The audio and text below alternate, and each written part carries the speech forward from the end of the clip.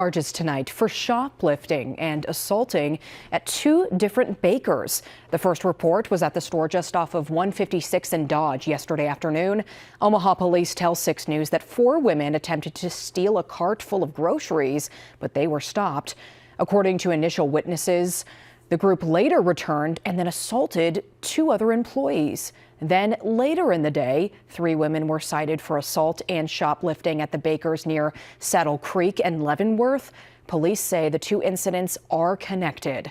6 News spoke to a witness from the first incident about how the situation unfolded. So I just kind of stayed put and watched it unfold because I'm 70, what am I going to do other than observe? I will say the baker's employees had no fear. They rushed into the situation. They helped out their employee.